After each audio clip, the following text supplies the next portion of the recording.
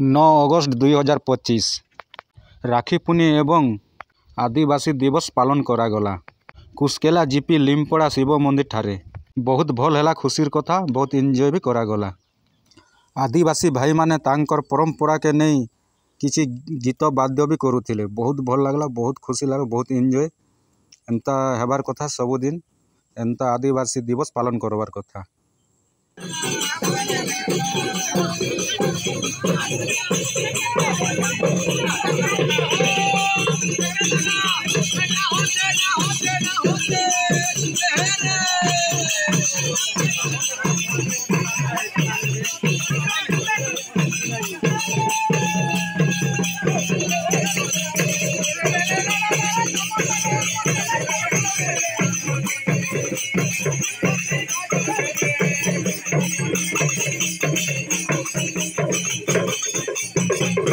सारा विश्व रे आज आदिवासी आमे खुशी मानुछु जेउटा कि आज विश्व जाति संघ रे हमके मान्यता मिली छे आ ई जाति संघ समस्त आज खुशी मानुछु और हस मजाक मजलिस हमर कला प्रवेश करूछु जहा कि पूर्व लोक नहीं आसुथिला ता के पुनर्बार आमे जागृत करूछु आ भाव नृत्य एबे चालू छे परिवेश तापर डोका वाद्य अनेक घुमरा वाद्य हमर सब कला के आमे प्रति पर्व रे आमे खुशी मानुछु हमर पारंपरिक हिसाब आमे